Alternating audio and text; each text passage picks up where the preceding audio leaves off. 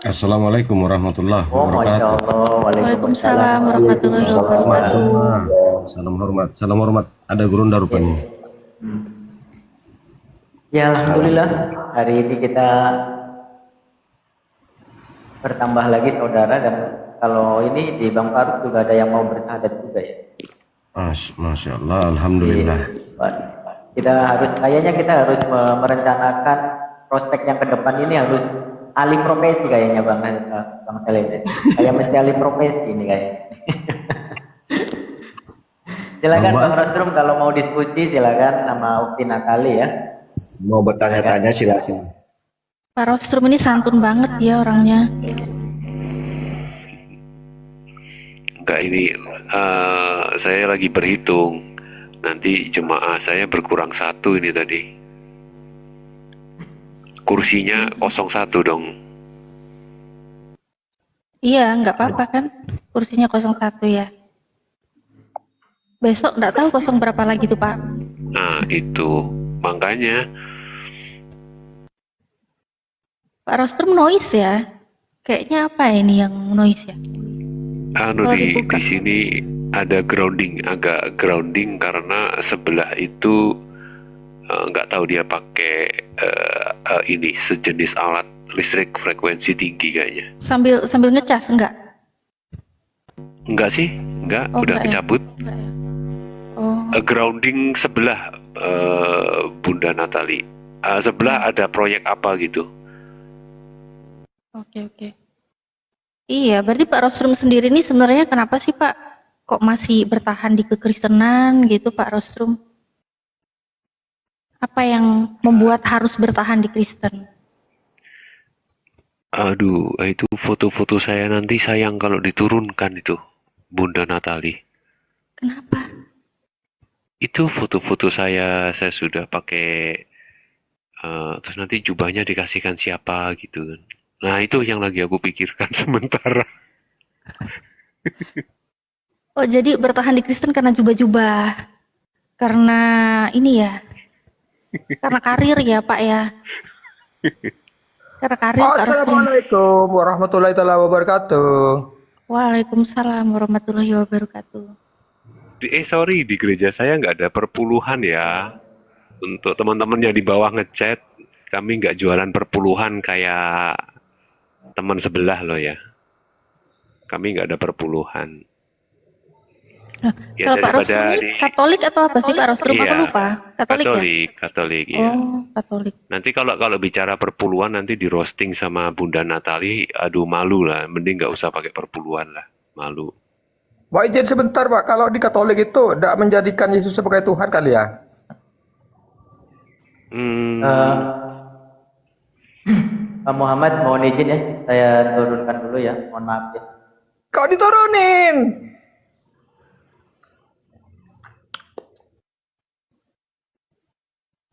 Wah, motong-motong. Lanjut, Bunda Natali lanjut. Lanjut Ukti.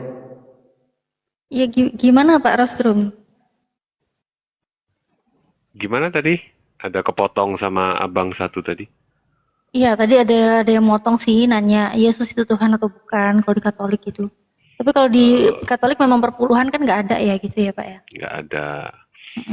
Oh, yang jelas pemahaman di teologis tempat kami itu Yesus bukan Bapa gitu.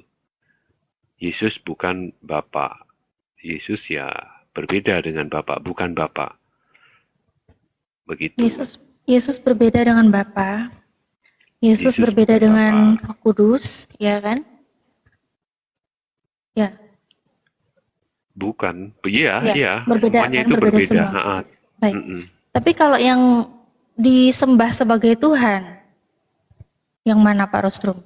Sebagai pencipta langit dan bumi, kalau saya selama ini membaca dari Bible yang sudah saya ya jadi mengulang sedikit ya.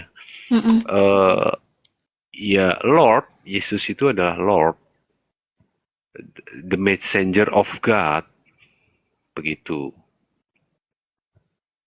Karena ini berdasarkan dari semua Bible yang ada di luar Indonesia. berdasarkan semua Bible yang ada di luar Indonesia. Bible yang di luar Gitu. Indonesia. Karena memang Mm-mm. hanya Bible LAI ya, satu-satunya Bible yang berani menyebut Yesus itu Tuhan ya. Iya, mempersamakan, menyetarakan, apalagi ya maaf, para debater apologet Kristen ini pasti ujung-ujungnya KO lah, karena sebenarnya teman-teman Muslim itu nggak ngapa-ngapain sih, nggak ada effort apa-apa untuk berdiskusi itu. Tapi teman-teman Kristen itu menggali lubang sendiri, setelah lubangnya dalam, mereka nyebur sendiri kan. Jadi ujung-ujungnya didengarnya debat itu nggak indah gitu, nggak seimbang. Jadi nggak Seperti seimbang. itu. Karena mereka memakai terjemahan yang ada di Indonesia. Nah, ini kalau mereka memakai terjemahan di Indonesia kan karena memang yang tersebar kan dari LAI begitu ya Pak ya. Tapi dengan adanya terjemahan yang sangat berbeda dengan aslinya, dengan original teksnya, itu kan jadinya mereka punya iman yang sangat berbeda dengan maksud asli dari apa yang disampaikan Bible itu sendiri kan gitu Pak ya. Betul, betul. Jadi makanya sekarang muncul ya dari tempat saya sebagai angkatan muda ini, juga jalan kita sudah pemerintah itu sudah mengeluarkan izin 5 lembaga non LAI yang diizinkan untuk mencetak Bible gitu. Jadi mencetak Kalau Bible yang lebih urgent adalah di Perjanjian Baru, karena kitab karangan Markus, kitab karangan Matius, dan itu harus dicetak ulang. Jadi Yahweh itu di mana, Yesus itu di mana. Seperti baik. itu sih. Pak Rostrum sendiri pakai Bible terjemahan mana berarti Pak? Saya tidak pernah pakai terjemahan LAI, saya ngambilnya dari tetangga sebelah. Dari apa? IMB. Dari sebelah, biasanya saya pakai Singapura, punya Singapura. Yang ada berbahasa Melayu dari Singapura juga tidak ada itu. Oh gitu. Saya melakukan observasi di gereja Advent, kemudian gereja-gereja Advent, gereja-gereja Protestan di Hong Kong, China itu nggak mengenal. Justru teman-teman Hong Kong yang Muslim itu tahu Allah. Teman-teman Muslim Hong Kong itu tahu, oh Allah itu ya Muslim gitu. Di tempat kami ya Jesus, kami tidak pernah menyebut Allah. Jesus Father, Jesus Father. Jadi kami tidak pernah berpolemik di sana gitu. Dan saat ya kami para kaum muda ini berkumpul ya Indonesia sudah terjadi 40 tahun, 50 tahun gitu. Baik. Berarti dua generasi gitu. Oh iya iya. Iya Pak Rostrum, ini sebenarnya kalau dari pemahaman Pak Rostrum sendiri kan udah mengerti yang namanya Tuhan itu kan Tuhan langit dan bumi itu kan udah jelas Sang Bapa ya. Jadi Bapa itulah yang Tuhan kan begitu. Sedangkan hanya LAI aja yang menarasikan Yesus itu sama dengan Bapa itu sendiri, Yesus itu Tuhan kan begitu. Ini gimana sih Pak Rostrum? Kalau Pak Rostrum kan pasti secara awam pasti mengerti ya. Oh, satu-satunya agama di muka bumi ini yang memuliakan Yesus hanya sebagai Tuhan yang dihormati, yang dimuliakan, ya kan? Dan tidak melebihi arti sesungguhnya Tuhan dirubah jadi Tuhan gitu. Itu kan hanya di Islam gitu ya Pak. Ini Pak Rostrum ini gimana pandangannya? Apakah Pak Rostrum ini dengan hanya di kekristenan mengembalikan apa itu maksudnya Yesus seperti apa dengan original teks, tapi memandang Islam ini seperti apa? Apakah kalau dilihat secara kasat mata, kok sebenarnya Islam ya yang memperlakukan Yesus itu seperti yang ada di dalam original teksnya sendiri? Apa maksudnya Yesus itu gimana Pak Rostrum? Pandangannya Pak Rostrum? Betul, jadi saya ya sering mengikuti Komal ya saya.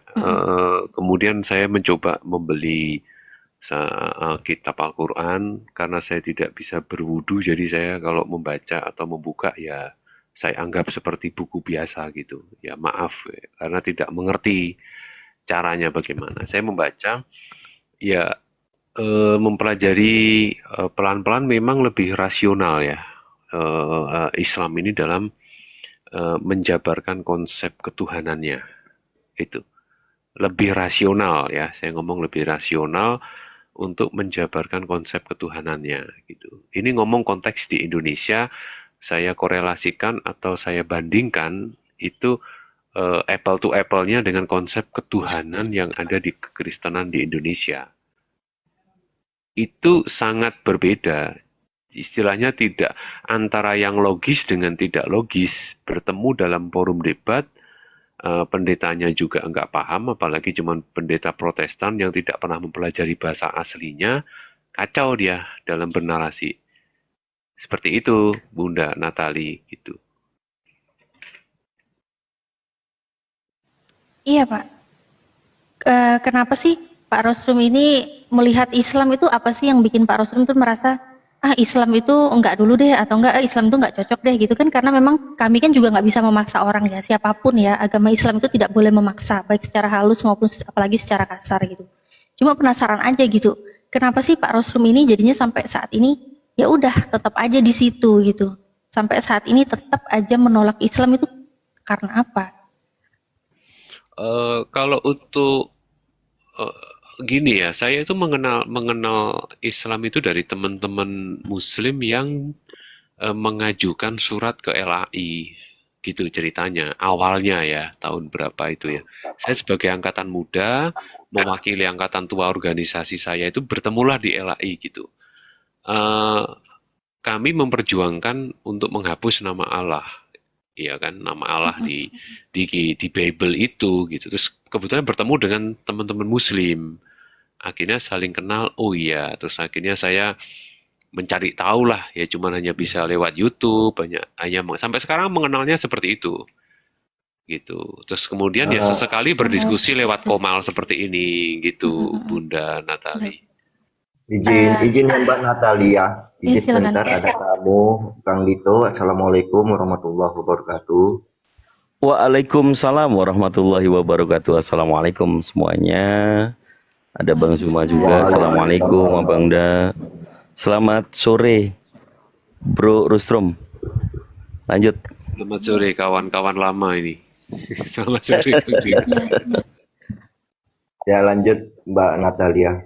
Iya, Pak Rostrum, kalau di Bible sendiri ya Pak Rostrum ya, kan original teks kan Bapak juga kan membandingkan dengan Bible terbitan lain-lainnya gitu ya, banyaklah yang Pak Rostrum pelajari. Ini sebenarnya Pak Rostrum itu tahu nggak sih Bible itu memang secara keseluruhan itu layak atau tidak layak dikategorikan itu sebagai kitab suci? Secara teologis dari kami menyampaikan satu ya, teologis. Saya ngomong teologis dogmatis Katolik. Itu satu konsep keimanan kita itu adalah mistis atau misteri gitu. Mungkin Kang Dito dulu pernah ya, mungkin. Jadi pasti saat ini saya kalau boleh ada waktu cerita, boleh Bunda Natali. Nah, dalam prosesi komuni itu Romo itu selalu mengatakan bahwa misteri daripada iman kita gitu. Nah, misteri karena masih salah satu beberapa konsep itu belum final sampai sekarang, tapi kan sudah sekian puluh generasi ya. Nah, memang betul saya itu punya Bible itu ada 2, itu yang di situ Bible-nya memang beda karena Bible seminari ya. Jadi di situ memang benar-benar saya bisa tahu teman-teman Muslim atau teman-teman Kristen yang berdebat itu yang dibaca itu adalah tidak ada di dalam naskah asli kunonya yang ditemukan di perpustakaan itu. Saya tahu karena itu di tempat saya ada tandanya gitu. Tapi kalau yang dijual umum kan nggak ada, semua sudah tambahan. Seperti itu. Jadi saya tahu bahwa itu kumpulan daripada kumpulan daripada sabda Tuhan, tetapi itu bukan full kitab suci kayak begitu ya, karena di situ ada kitab-kitab yang suci. Iya. Ini tapi dari kami ya, saya mewakili saya dan organisasi saya. Jadi teman-teman di bawah yang seiman dengan saya, mending japri saja, jangan membantah yang bagaimana gitu, nanti bikin lucu aja, nanti saya malu nanti gitu. Jadi malu gitu ya, kalau soalnya kan Pak Rostrum mengerti datanya ya kan, jadi kalau tiba-tiba hanya ada kepanasan tapi dia nggak tahu apa-apa jadi lucu gitu ya Pak Rostrum ya. Iya. Betul. Nah, saya itu membandingkan ya yang di Asia, misalkan di Asia Mm-mm. Tenggara itu mereka terjemahnya lebih banyak menggunakan King James Version ya kan. Nah, sedangkan Mm-mm. gerakan Pantai Costa itu full pakai King James Version ya kan. Gerakan Pantai Costa itu muncul ya 100-150 abad yang lalu kan. Dan itu pun di Amerika, itu sebagai tandingan dogma teologis yang dikuasai oleh teman-teman Protestan sebelumnya gitu. Nah, saya membandingkan kalau Asia Tenggara memang lebih banyak menggunakan King James Version. Tapi saat saya mengobservasi, saya ke China, ke Hong Kong, kemudian saya ke Makau, bertemu dengan tokoh-tokoh, itu ternyata versinya berbeda. Mereka pakai NIV gitu, New International Version gitu. Nah, disitulah terjadi pergeseran jumlah eh, pasal dan jumlah ayatnya Iya. istilahnya gitu ya bahasanya ya. Nah, itu yang teman-teman di Indonesia nggak ketahui gitu. Mm-mm. Jadi ini observasi terus yang nah akhirnya observasi itulah yang membuat kami merekomendasikan ke LAI untuk mencabut istilah Allah ini di dalam Bible di Indonesia supaya ini nggak makin kacau. Nama Allah itu dihilangkan, ini Komal ini pasti sepi, selesai urusan. Ya. Itu Bunda Natali. Ya, Terima baik, Pak kasih. Rostrum. Masya Allah. Jadi Pak Rostrum ini ada poin kejujurannya yang kita bisa dapat ya. Memang dia mengakui kalau Bible itu ya dibilang kitab suci ya udah nggak bisa gitu.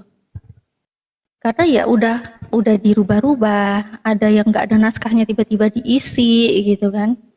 Nah tapi kalau untuk menjadi pedoman kehidupan ya Pak Rostrum ya, kalau yang namanya iman itu pasti kan berdasar pada kitab kan begitu. Tapi kalau dianggap itu memang sudah tidak menjadi sebuah kitab suci lagi, terus apalagi yang mau dipakai sebagai acuan kebenaran dalam pedoman kehidupan Pak Rostrum? Contoh, sebentar, izin sebentar. Contoh ya Pak ya, bukan hanya masalah kelengkapan atau ketidaklengkapan. Setiap informasi yang dinarasikan di dalam Bible gitu ya Pak, pasti kita kan secara kita manusia ya, kita mau menghilangkan akal sehat kita itu pasti nggak bisa. Setiap apa yang kita baca, otomatis mata kita ini mencerna sampai ke otak-otak kita kan. Nah di saat ada narasi-narasi yang kok begini gitu, kayak contoh, kok ada sih ular makan debu gitu, kok ada sih serigala sama domba itu mereka mabar gitu kan, makan bareng, makan jerami gitu. Ini kalau kita lihat, kita baca, dan kita pakai akal sehat kita, nggak mungkin lah, itu nggak masuk akal lah. Tapi kok dibilang itu misteri, apa tadi katanya Pak Rostrum, misteri apa? Misteri Iman. kita itu masih menjadi ya misteri iman ya. Misteri iman. Nah, misteri sampai iman. sekarang ya di misa-misa masih begitu pasti. Suaranya jauh Pak Rostrum. Iya, di misa-misa sampai sekarang itu tetap kalimat itu muncul itu tetap. Dielaborasi dong Pak Rostrum misteri iman itu Pak, kalau boleh. Iya, misteri iman itu gimana maksudnya Pak Rostrum? Itu ada gini ya dari para sejarawan itu menyimpulkan kenapa dalam prosesi misa itu masih memunculkan kalimat di dalam liturginya itu adalah misteri iman kita itu para sejarawan menyimpulkan bahwa ya memang belum final gitu. Penjelasannya itu belum final. Maksudnya belum final? Belum final tentang dogma doktrin, tentang konsep penebusan, tentang konsep meskipun diputuskan dalam konsili. Karena perlu diketahui bahwa dalam konsili itu dulu sudah mengenal namanya 2/3 kan. Nah itu perlu diingat nih ya. Dalam konsili itu sudah mengenal, bisa di browsing itu, di googling ya. Dalam konsili itu bisa sudah mengenal tentang 2/3. Kalau sudah lebih dari separuh dianggap sah kan begitu. Nah sedangkan itu masih menjadi belum final kan. Dan semua konsili itu tidak ada yang final 100% sepakat. Gitu. Sebentar Pak, ini maksudnya konsili-konsili yang dilakukan, terus ada yang belum final, ada yang masih belum sepakat. Ini mengenai apa? Mengenai doktrin ketuhanan atau mengenai hal-hal yang dinarasikan di dalam Bible itu sendiri gitu loh Ya, Pak. eh, Semisal kayak tadi contoh-contoh yang tadi saya bilang itu ular makan debu selama-lamanya. Terus ada singa makan jerami gitu. Itu kalau semua hal-hal kayak begitu dibilang misteri iman, itu maksudnya misteri iman gimana, hubungannya apa dengan konsili Pak? Kalau ini kan bersangkutan dengan sains kan seperti itu Pak. ya, betul. Saya agak terpecah fokus ini Bunda Natali, karena saya juga membaca chat ini ya cukup menyinggung juga ya, ada yang keras sekali ini. Nah, jadi gini, misteri iman itu kan menyangkut ada satu tentang keselamatan, itu masih misteri iman, ya keselamatan. Kemudian tentang kedatangan yang kedua kali, itu kan juga masih menjadi misteri. Kemudian baptisan, itu juga menjadi misteri. Misterinya apa? Karena seluruh kekristenan di dunia tidak mengakui satu prosesi baptisan.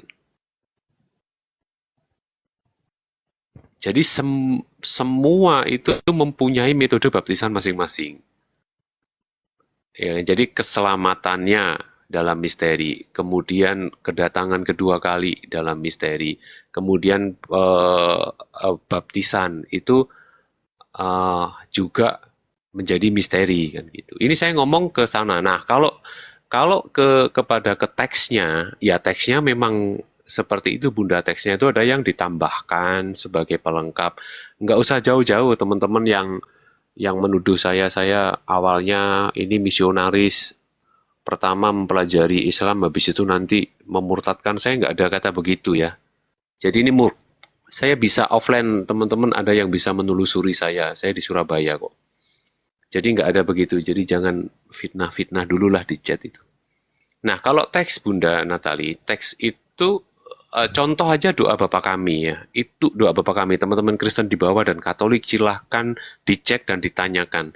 Doa Bapa Kami itu tidak sama antara gereja Katolik dan Protestan. Jelas. Ya, karena itu ada yang tidak ada dalam naskah aslinya. Tidak ada. Itu sudah jelas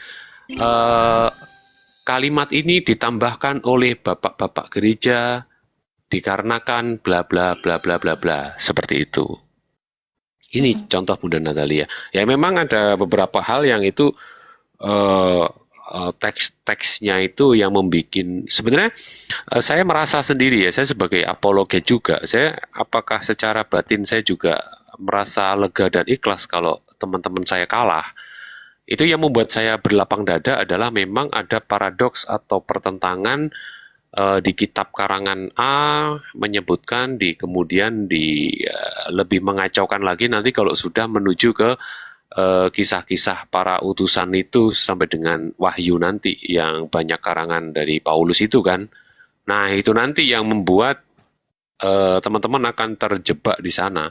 Dan teman-teman Muslim, apalagi Bang Zuma dan tim ini cukup luar biasa sekali, tahu sekali titiknya di mana gitu. Ini saya mengakui ya kelemahan di tempat saya, bukan berarti saya menghujat keyakinan saya. Saya sampai sekarang masih rutin saya ikut misa. Baik. Itu Bunda Natali. Izin mempertegas lagi ya Pak Rusrum ya, kalau tadi kan narasi dari Pak Rusrum jelas lah ya seperti itu keadaannya.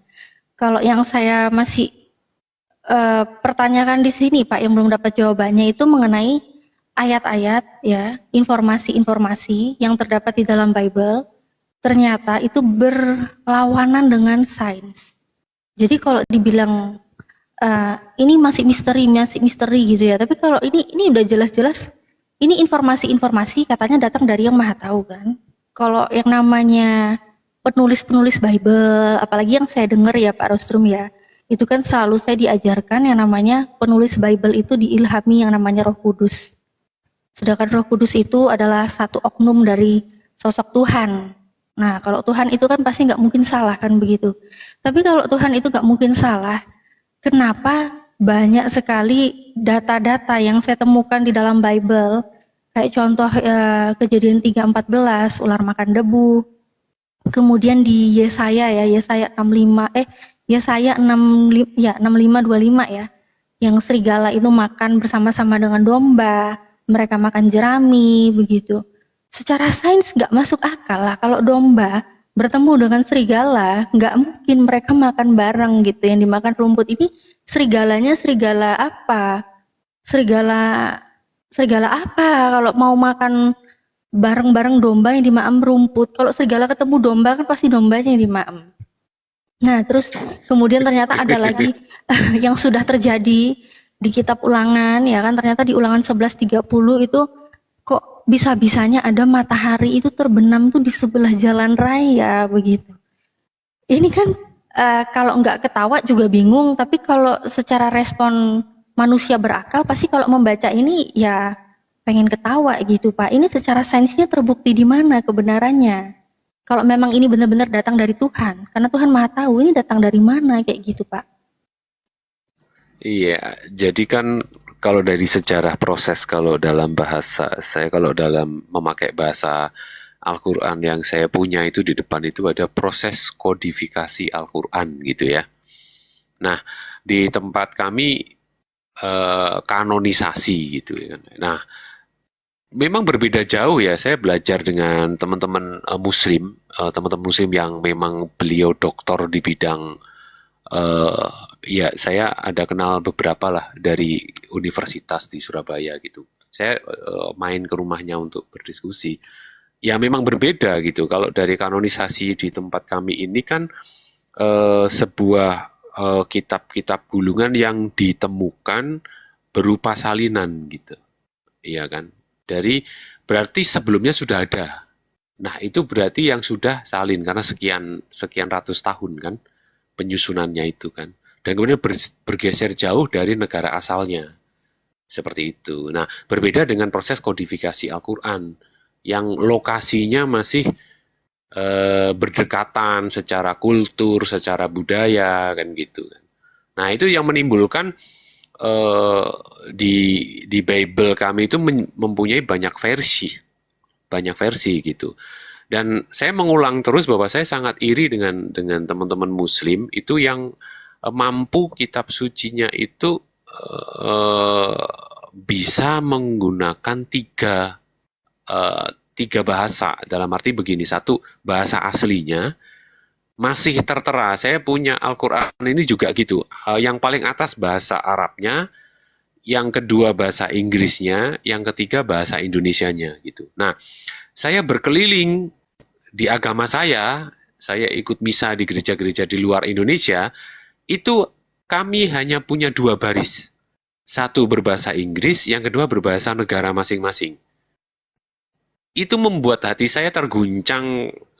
Ini kalau saya mendengar debat di Komal, wah ya ini jauh, ini sudah nggak bisa diperdebatkan ini.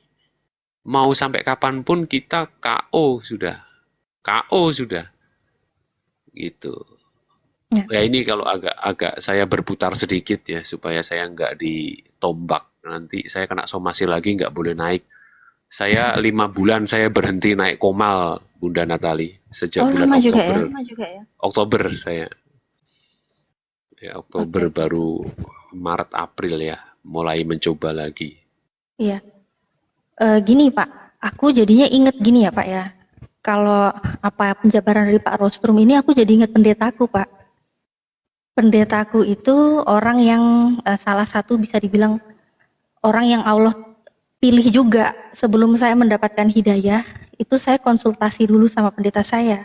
Saya tanyakan ke pendeta saya, kenapa kok di dalam Bible ini seperti ini?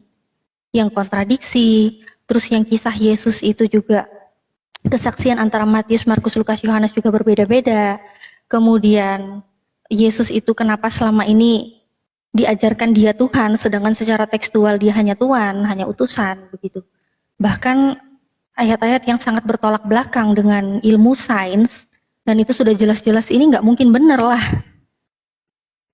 Yang namanya kitab suci itu harusnya kan dia di atas ya levelnya ya Pak ya. Tapi tadi Pak Rostrum sudah disclaimer sih, kalau Bible memang nggak layak dikategorikan kitab suci karena sudah bercampur-campur, ada yang hilang-hilang juga gitu. Tapi kalau dulu saya punya iman yang namanya Bible itu kitab suci, dia harus di atas, benar-benar di atas. Jangan sampai ada yang namanya buku ilmu pengetahuan alam, ada buku biologi, ada buku-buku yang benar-benar ilmiah. Ternyata itu levelnya malah menandakan kebenaran itu di atasnya kitab suci. Itu bahaya. Jangan sampai kitab suci kita itu levelnya di bawah. Ternyata ada buku-buku lain yang lebih pinter dari itu, buku-buku lain yang lebih tahu dari itu. Itu kacau. Kalau begitu di pikiran saya itu kacau, nggak layak. Tapi memang Pak Rostrum sudah menyatakan memang Bible tidak layak dikategorikan sebagai kitab suci. Nah, di sini saya juga heran sih kalau ada orang-orang yang seperti Pak Rostrum, seperti pendeta saya, tapi saya tidak bisa menyebutkan nama pendeta saya ya, karena saya juga nggak mau kan menyebutkan nama dia kemudian dia diserang. Ini jadinya dia kehilangan pekerjaan lah, kehilangan apalah, saya nggak mau ikut campur urusan itu ya. Yang pasti cukup argumennya aja, datanya aja, apa yang saya sampaikan, apa yang dia sampaikan, itu yang kita bisa cek kebenarannya masing-masing kan begitu. Nah, kalau di pendeta saya dulu Pak, saya bertanya seperti itu, jawabannya sama ya Pak Rostrum. Kitab suci kita ini, Bible ini, memang sudah tidak terjaga kesuciannya. Memang ada kesalahan di dalamnya. Tapi saat itu saya tanya, waduh, kalau ada kesalahan, saya nggak bisa gitu Pak. Saya tegas di situ, saya mau kitab suci itu harus 100% benar, nggak boleh ada kesalahan sekecil apapun. Nah tapi pendeta ini, nggak tahu lah, mungkin dia belajarnya lebih lagi dari Pak Rostrum, atau mungkin Pak Rostrum yang belajarnya lebih lagi dari dia, saya nggak tahu ya. Tapi di situ dia berani mengatakan, kitab suci yang 100% benar, nggak ada kesalahan itu, kitab sucinya orang Islam, Al-Quran. Nah dia pendeta dan saya dulu yang namanya nggak suka sama Islam, saya nggak langsung percaya. Tapi kalau Pak Rostrum ini kan tadi katanya sudah mempelajari juga lah, sedikit mempelajari dari terjemahan Al-Quran kan begitu, karena Al-Quran kan sekarang sudah disediakan terjemahan juga kan di samping original teksnya begitu. Nah jadi di sini saya merasa Pak Rostrum ini kenapa gitu ya, mungkin itulah kan di Al-Quran ada yang mungkin nanti Ustadz Miftah atau mungkin Gurunda bisa menjelaskan bahwa memang di Al-Quran itu Allah sudah beritahu ada yang namanya orang-orang itu memang sebenarnya dia mengetahui, tapi dia menyembunyikan. Dengan kesombongan dirinya, kecintaannya kepada dunia, akhirnya dia nggak mau menerima kebenaran itu. Dia hanya tahu ini benar, dia hanya tahu Islam itu benar, tapi dia nggak siap untuk membuang yang selama ini dia udah punya gitu. Contoh tadi Pak Rostrum bilang nanti baju-baju saya dikemanain. Tapi itu semua hak pribadi ya Pak Rostrum ya. Saya di sini nggak mau memaksa, cuma di sini saya berdasarkan kita alur diskusi aja gitu masing-masing. Nah mengenai tadi yang namanya data-data yang di dalam Bible, sudah saya sebutkan juga datanya di mana. Ini secara sains sama sekali tidak bisa menunjukkan ini datang dari yang Maha Tahu. Tapi di saat saya di Islam Pak, saya masuk Islam memang dulu saya belum pernah mempelajari Islam itu secara dalam seperti apa, belum. Saya hanya tahu secara awam Islam itu menyembah Allah, Tuhannya itu Esa, Tuhannya tidak sama dengan makhluknya, dan setiap nabi yang diutus itu sama-sama menyerukan hanya menyembah kepada Allah, dan Yesus itu adalah utusan ya, kalau di Islam itu Nabi Isa itu utusan, jadi itu yang membuat saya berani untuk ke Islam. Tapi ternyata Pak, setelah saya ke Islam, saya pun memperlakukan kitab suci saya ini juga harus lebih lagi dibanding dengan kitab suci saya yang lama. Saya pelajari. Ternyata semakin saya mempelajari Islam, semakin saya mempelajari Al-Quran, ternyata memang benar apa yang dulu pendeta saya katakan. Kitab suci yang nggak ada kesalahan sekecil apapun itu Al-Quran. Contoh, kalau kita mau bandingkan hal-hal yang sudah terjadi, yang sudah diinformasikan di dalam Bible tadi, data-datanya, mungkin di Kejadian 3:14, ular makan debu, Ulangan 11:30, matahari terbenam di samping jalan raya, gitu kan, sebelah jalan raya. Kemudian singa makan jerami, Yesaya 65:25 gitu. Itu sangat berbeda sekali dengan apa yang ada di dalam Al-Quran. Contoh, 1400 tahun silam, Baginda Muhammad itu bisa mengabarkan di dalam surat At-Tur ayat 1-6 ada api di dasar laut. Kemudian mengenai garis edar tata surya itu di dalam surat Yasin ayat 38-40 dan juga Al-Anbiya ayat 33. Ini kalau saya lihat ya, kok bisa sih kapasitasnya ini kok manusia? Ya, katanya manusia, dan Manusia ini nggak pernah loh keliling dunia, dan zaman dulu belum ada teknologi. Tapi beliau bisa bisa menginformasikan semua hal-hal yang ternyata semakin majunya zaman, semakin terbukti kebenarannya. Nabi Muhammad nggak pernah loh ya keliling-keliling dunia begitu ya, dia ngelihat bahkan sampai bisa melihat garis edar tata surya secara akal sehat. Kalau kita lihat manusia mana mungkin tahu itu 1400 tahun silam. Bagaimana mungkin bisa seorang manusia biasa bisa mengabarkan sesuatu yang benar tapi dia nggak tahu apa-apa. Dari mana taunya kalau bukan tahu dari yang maha tahu? Dari mana taunya kalau bukan tahu dari yang menciptakan itu semua? Pasti yang menginformasikan itu pasti ya sumbernya ya dari Allah, dari Tuhan yang benar. Makanya sangat miris ya kalau buat saudara-saudara yang Kristen tadi mendengar ya, yang Katolik tadi mendengar penjelasan dari Pak Rostrum, bagaimana Bible itu seperti apa, bagaimana Bible itu sampai sekarang. Kalau kalian mau mengimani itu kitab suci, sebenarnya menurut Pak Rostrum sendiri itu tidak layak dikategorikan kitab suci. Bagaimana kalian bisa mengenal Tuhan yang benar, sedangkan acuan kebenaran yang kalian punya aja gak bisa membawa kalian kepada Tuhan yang benar.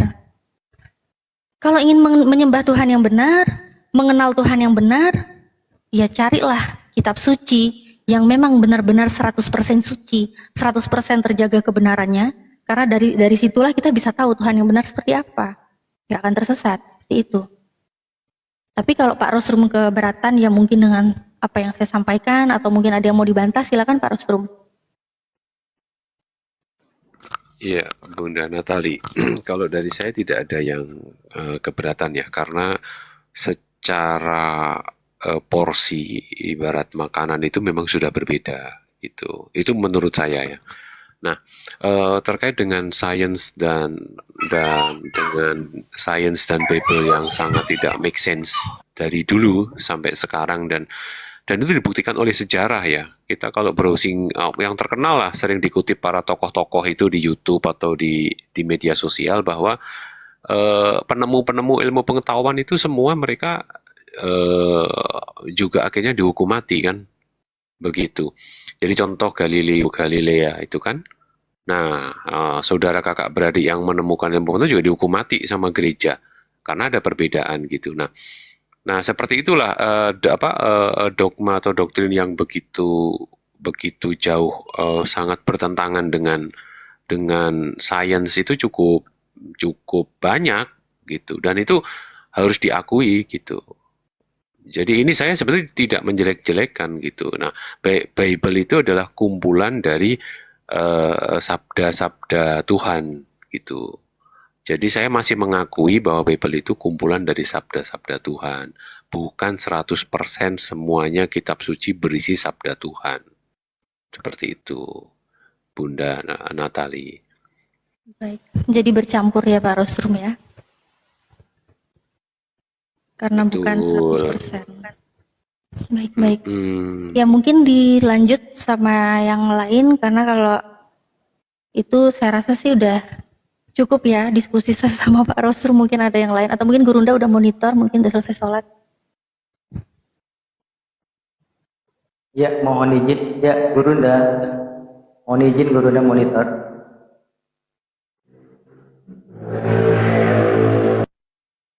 Gurunda belum monitor. Belum monitor, apa mungkin ini? Ya, apa namanya, di Bang Faru katanya ada yang mau syahadat. Oh gitu. Iya. Belum sih, tapi mungkin di bawah ada teman-teman Kristen mungkin. Gimana Ustaz? Iya. Ya, barangkali di bawah ada teman-teman Kristen, silakan yang mau berdiskusi silakan ya. Iya. Untuk ajukan sebentar. multi. Oh ya, saya sambut dulu guru saya. Assalamualaikum warahmatullahi wabarakatuh, Kang Dito. Waalaikumsalam warahmatullahi wabarakatuh, Ustaz Miftah. Iya. Lanjut. Ya, alhamdulillah tadi barusan ada yang bersyahadat. Iya. Alhamdulillah, dan informasinya di Bang Faruk juga menurut Bang Suma ada lagi yang mau bersyahadat. Masya Allah. Tuh orang-orang yang sudah menemukan kebenaran itu, Bro Rostrum. Ini noise. Bentar. Ini noise dari mana ya? Kayak noise. Saya noise kah? Udah Cek. enggak. Oke. Bunda Natali, tadi itu sama Ya. Kang Dito ya. Tadi itu saya sempat tanya ke temen lewat chat karena saya nggak bisa menyimak, nggak bisa naik kan penuh. Itu saya tadi tanya, ini saya maaf ya, jangan tersinggung. Saya minta maaf sekali. Saya tuh tanya di chat masih ada kok. Itu yang saat itu beneran, bukan settingan. Saya tanya gitu sih tadi. Beneran. Maaf, saya minta maaf. Saya hanya bertanya itu lewat chat. Mungkin teman Muslim juga dari APII kayaknya yang saya tanya. Itu ternyata beneran ya sudah. Beneran Pak Kursi saya Rostrum. berkurang satu gitu. Iya, buat Pak Rostrum juga mungkin teman-teman di sini kalau ada yang panas, mungkin ini maksudnya Pak Rostrum apa? Pak Rostrum ini seperti apa? Apakah Kristen atau nyamar, Islam Muslim nyamar gitu? Silakan Pak Rostrum bisa mempertegas nih Pak Rostrum ini sebenarnya agamanya apa Pak Rostrum? Sebelum dilanjut ke Kang Dito mungkin nanti ya. Ya, aktivitas saya secara legal itu pembaptisannya lewat Katolik ya. Saya mungkin dari beberapa penganut agama Kristen di Indonesia yang dibaptis itu lebih dari 1 kali ya, karena mengalami petualangan yang begitu luar biasa. Otak saya ini sangat agresif untuk mencari tahu, akhirnya saya dibaptis itu sudah lebih dari 3 kali gitu. Dan saya Katolik, saya ada secara domisili saya tinggal di Surabaya, cukup bisa dijangkau kalau hari Minggu, asalkan janjian saya ada di Surabaya. Saya ada di tengah di daerah raya Jalan Raya Darmo, itu ada rumah sakit Darmo. Saya berarea di situ, aktivitas saya setiap hari Minggu. Kalau Car Free Day bisa ketemu nanti gitu. Nah, kalau di gereja juga bisa nemuin saya di gereja bagaimana dan sebagai apa gitu ya. Saya Katolik gitu, tapi saya menyampaikan saya dibaptis lebih banyak daripada teman-teman Kristen di Indonesia ya. Saya dibaptis 4 kali, yang terakhir di Sungai Yordan. Waduh. Itu jadi itu yang karena petualangan saya itu, Bunda Natali, ya ternyata begitu kacaunya doktrin di Indonesia ini. Teman-teman saya sok pede, naik komal, berdebat tapi tidak tahu sejarah. Ya begitulah, konyol begitu akhirnya jadinya gitu. Jadi bulan-bulanan, ujung-ujungnya turun tanpa konklusi yang jelas gitu. Begitu Bunda Natali, Baik. terima kasih. Baik, silakan dilanjut Kang Dito. Mungkin disapa dulu ini ya, ada Mamet. Ya, Mamet agama apa? Kristen. Kristen. Oke, Mamet, silakan ya. Ini dilanjut, ada Kang Dito juga di sini. Silakan Kang Dito bisa diskusi dengan 2 teman Kristen kita, ada Pak Rostrum sama Bang Mamet ya. Silakan Kang Dito. Baik. Bismillahirrahmanirrahim. Sebelum diskusi dengan Mamet ya, kalau Bro Rostrum nggak mungkin lah diskusi sama saya. Kawan lama, tinggal memberikan referensi saja. Karena saya tengok kemarin tadi ya, atau kemarin udah buka live, pegang Al-Quran dan bertanya ini Al-Quran apa ya gitu ya. Iya betul. Ada tangga, kalau ada tangga kita diskusi di situ gitu kan.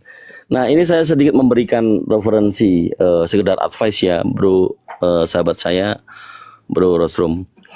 Ada komunitas di US, nama komunitasnya itu American Humanist Association. Itu dibuat oleh Joseph C. Sommer. Ini tulisannya, bukunya semuanya berujuk referensi. Mulai dari tadi yang dipaparkan oleh Hoti Natali ya, baik semuanya tentang anggapan dari komunitas ini, termasuk dari yang dikatakan oleh penginjil Pat Robertson bahwa Bible adalah buku panduan yang dapat digunakan untuk politik, bisnis, keluarga, dan semua urusan umat manusia. Itu yang dikutip kemudian dibanting sama dia. Ternyata orang komunitas ini justru secara ilmiah, secara menggunakan riset, Bible tidak menjadi rujukan suatu apapun. Bahkan yang pertama tentang kontradiksi tadi ya.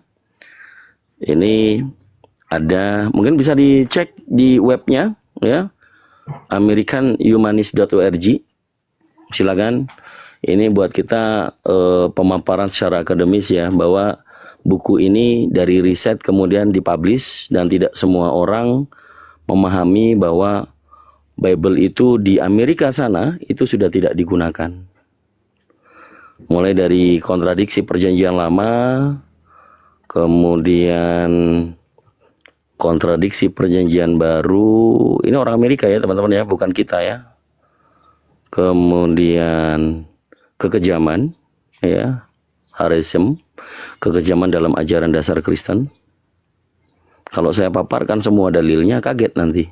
Boleh saya paparkan? Kejadian pasal 3 nomor 16 sampai 23. Ia mengutuk seluruh umat manusia dan seluruh ciptaan karena perbuatan dua orang. Kemudian di Roma pasal 5 nomor 18, ia menenggelamkan wanita hamil dan anak-anak tidak berdosa serta binatang pada saat air bah. Kejadian pasal 7 nomor 20 sampai 23, ia menyiksa orang Mesir dan binatang mereka dengan hujan es dan penyakit karena Fir'aun menolak membiarkan orang Israel meninggalkan Mesir. Keluaran 9 nomor 8 sampai dengan nomor 25, dan ia membun-bun bayi-bayi Mesir pada saat Paskah. Ini di Keluaran 12 nomor 29. Kemudian ada pembantaian lebih lanjut diperintahkan oleh Tuhan. 1 Samuel 15 nomor 3. Nabi Samuel memberikan perintah ini dari Tuhan kepada Raja Saul. Sekarang pergilah dan kalahkanlah orang Amalek, hancurkan sama sekali segala yang dimilikinya dan janganlah biarkan mereka hidup. Tetapi bun-bunlah baik laki-laki maupun perempuan, bayi maupun yang menyusui, lembu maupun domba, unta maupun keledai. Masih banyak yang lain. Silakan Bro Rosrum nanti diakses ya, supaya ini pandangan dari orang Amerika yang saat ini mungkin masih berkeyakinan tadi dikatakan sebagai apa, misteri ya. Itu justru tidak sama sekali dari golongan orang humanis ini. Jadi American humanis ini memang banyak kan sekarang di Amerika itu, faktanya gereja itu semuanya pada nggak ada jemaatnya. Selain daripada penyimpangan ajaran atau bentuk kriminalitas daripada para pendetanya. Tetapi memang mereka mempunyai suatu komunitas atau association tentang mengkaji Bible ini secara supranatural. Misalnya ada peristiwa supranatural di dalam Bible, ini juga mereka kaji. Banyak dasaran-dasaran tentang Bible ayat-ayatnya. Kemudian bahaya pada pandangan supranatural. Misteri tadi erat hubungannya dengan supranatural. Orang Katolik sangat percaya misteri, sangat percaya supranatural. Makanya misa itu kan selalu digunakan. Ternyata dari orang-orang di luar Indonesia, ya kalau kita lihat bahwa mereka lebih mengedepankan logik, ya, bukan biologik atau apalagi unlogic. Tentang sains, diibaratkan ini sudah mengalahkan supranatural. Itu pun juga sudah dipaparkan oleh mereka. Kemudian gagasan yang salah tentang struktur dunia fisik, tentang sains, bumi itu masih diyakini dalam Bible adalah datar. Dan juga meyakini bumi itu ada pilar-pilarnya.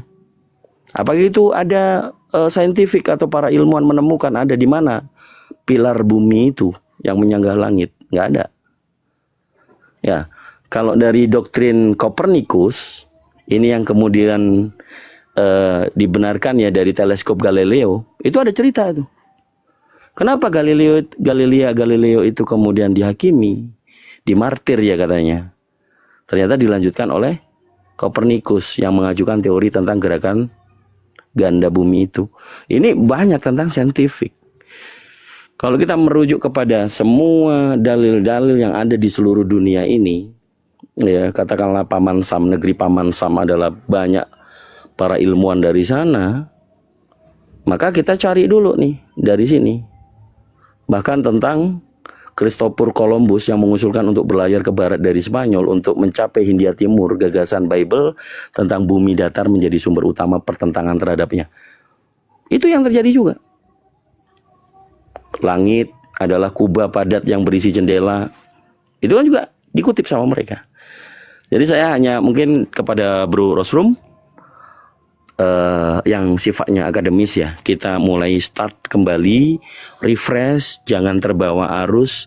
Kalau kemudian mempelajari Al-Quran, saya rasa kurang bil hikmah. Tapi kalau bersama kami, bertanyalah setelah semuanya membaca selesai, dari mana ini runtutannya? Apakah ada kontradiksi di ayat-ayatnya atau terjemahannya yang menurut Anda kurang pas?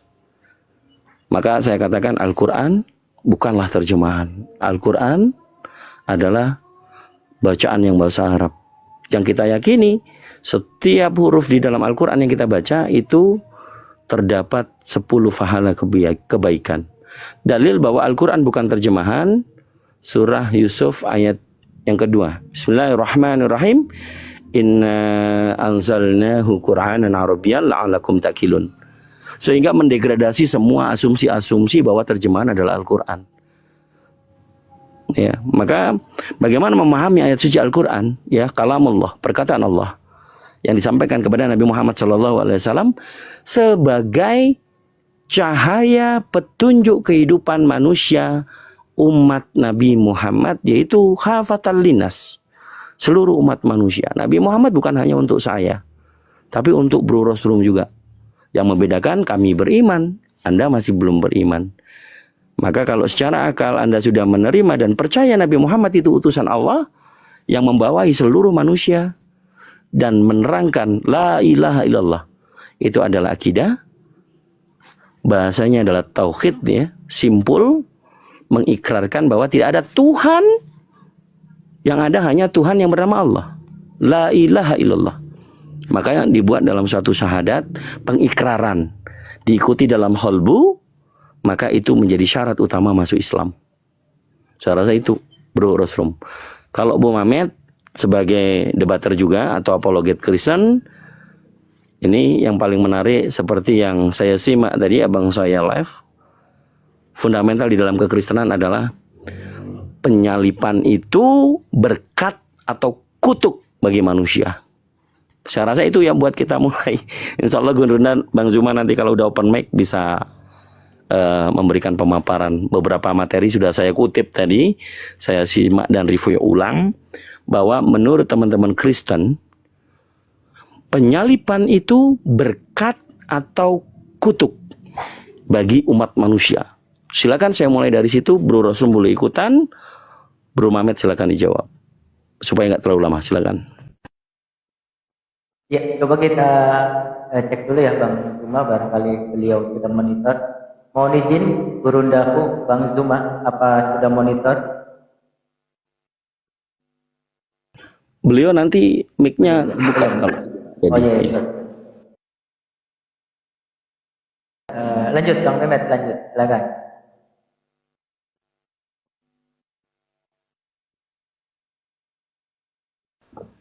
Bang Mehmet, waduh, udah terkapar duluan Kang Lito. Oh, terbang. Oke, Bukan mungkin saya dari tadi Anda bernarasi ngawur loh. Terus apa pertanyaannya? apa ini? Nah kan bingung sendiri kan. Begini saudaraku, lagi udah salah ketawa lagi. saya tadi memaparkan, Anda kelihatan tidak menyimak apa yang saya bicarakan. Gimana saya mau menyimak orang ngelantur gitu kok? Gimana apa yang mau disimak coba? Saya berbicara tadi kepada sahabat saya Bro Rostrum, bukan ya kepada udah, Anda. iya tanya sama bromu itu, ngapain kau nanya sama gua?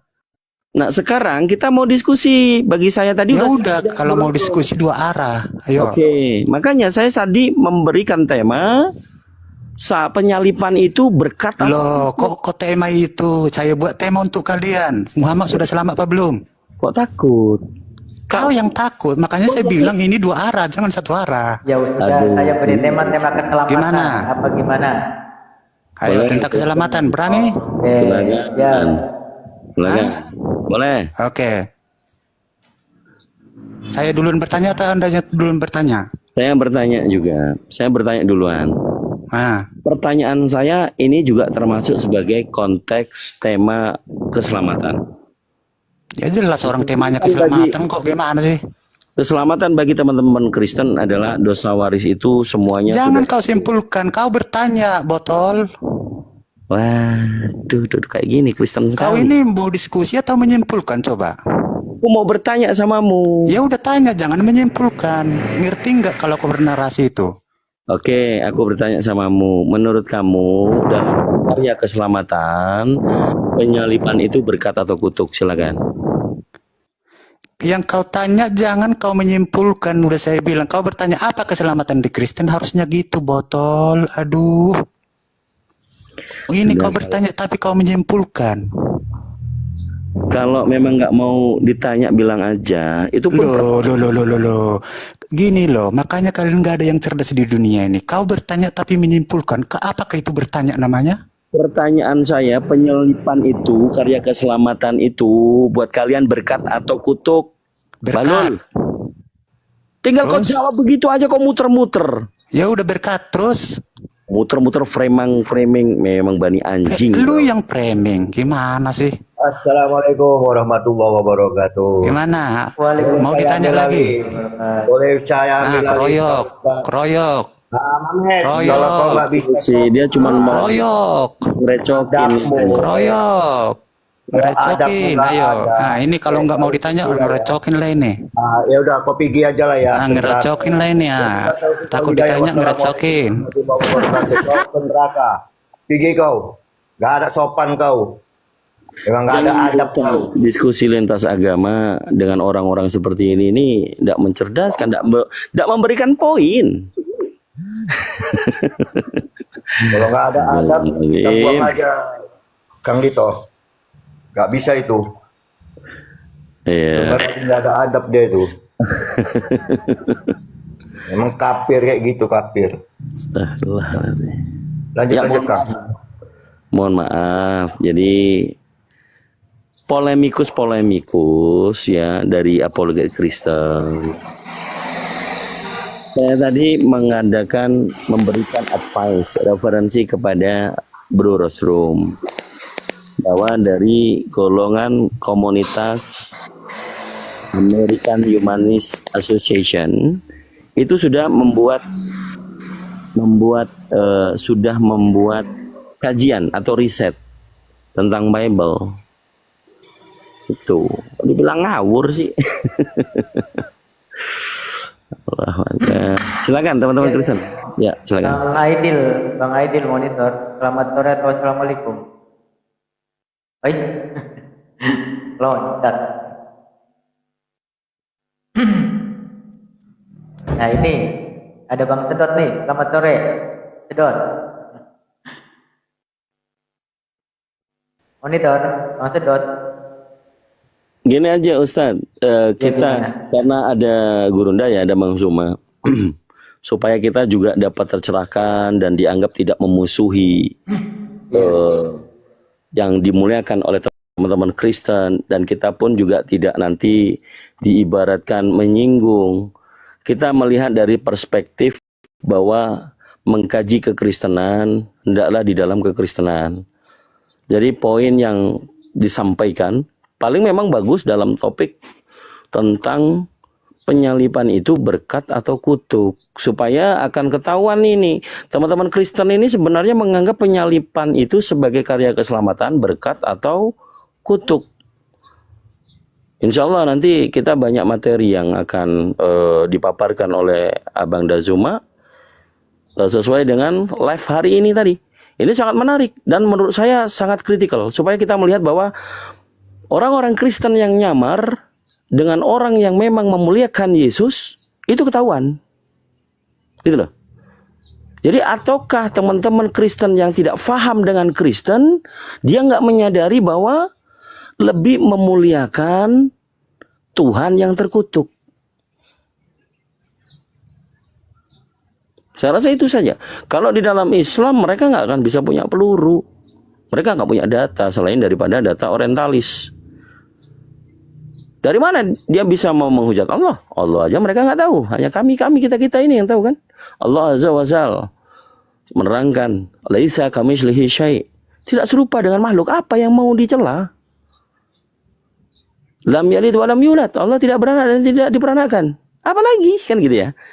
Jadi mari kita bersahabat dengan teman-teman Kristen untuk mendapatkan suatu kajian kebenaran atau kebetulan gitu loh, tentang penyaliban ini berkat atau kutuk. Jangan rahmat.